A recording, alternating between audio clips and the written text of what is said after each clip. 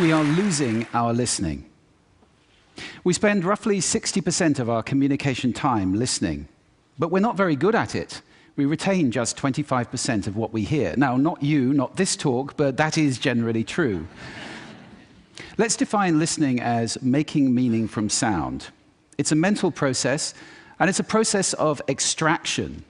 We use some pretty cool techniques to do this. One of them is pattern recognition. So in a cocktail party like this, if I say, David, Sarah, pay attention, some of you just sat up. We recognize patterns to distinguish noise from signal, and especially our name.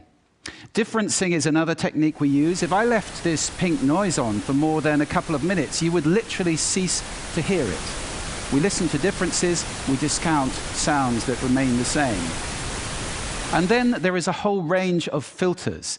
These filters take us from all sound down to what we pay attention to. Most people are entirely unconscious of these filters, but they actually create our reality in a way because they tell us what we're paying attention to right now. I'll give you one example of that. Intention is very important in sound, in listening. When I married my wife, I promised her that I would listen to her every day as if for the first time. Now that's something I fall short of on a daily basis. But it's a great intention to have in a relationship. But that's not all. Sound places us in space and in time.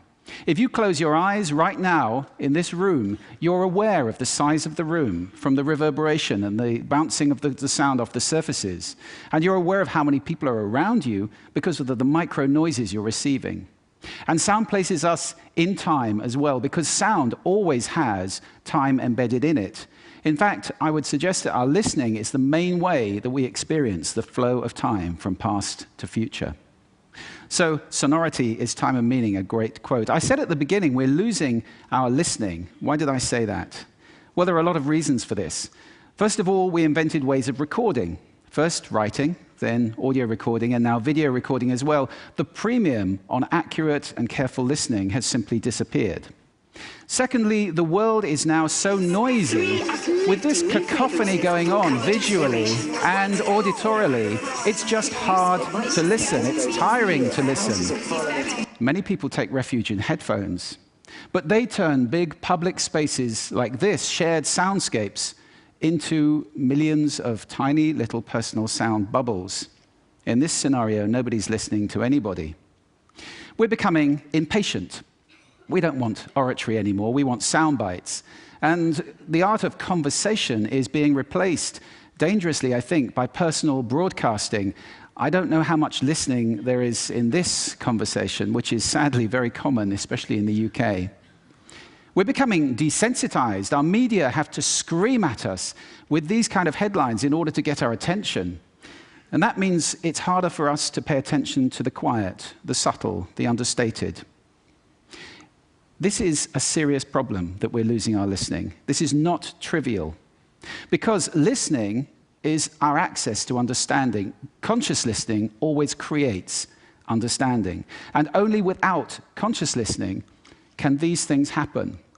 A world where we don't listen to each other at all is a very scary place indeed. So I'd like to share with you 5 simple exercises, tools you can take away with you to improve your own conscious listening. Would you like that? Yes.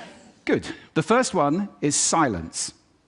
Just 3 minutes a day of silence is a wonderful exercise to reset your ears and to recalibrate so that you can hear the quiet again. If you can't get absolute silence, go for quiet. That's absolutely fine. Second, I call this the mixer. So even if you're in a noisy environment like this, and we all spend a lot of time in places like this, listen in the coffee bar to how many channels of sound can I hear? How many individual channels in that mix am I listening to? You can do it in a beautiful place as well, like a lake. How many birds am I hearing? Where are they? Where are those ripples? It's a great exercise for improving the quality of your listening. Third, this exercise I call savoring, and this is a beautiful exercise. It's about enjoying mundane sounds. This, for example, is my tumble dryer. It's a waltz. 1, 2, 3, 1, 2, 3, 1, 2, 3. I love it. Or just try this one on for size.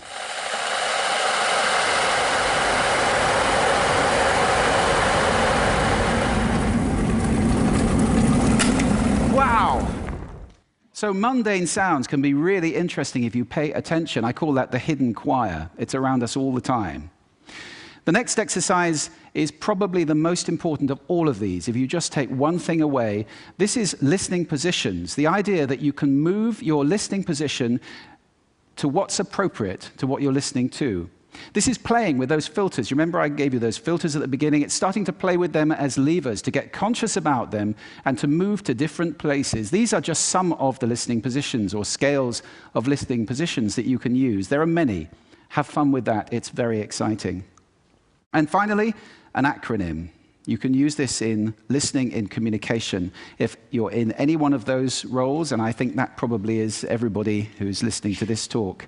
The acronym is RASA, which is the Sanskrit word for juice or essence. And RASA stands for receive, which means pay attention to the person, appreciate, making little noises like, oh, okay. Summarize, the word so is very important in communication. And ask questions afterwards. Now, sound is my passion, it's my life. I wrote a whole book about it, so I live to listen. That's too much to ask for most people.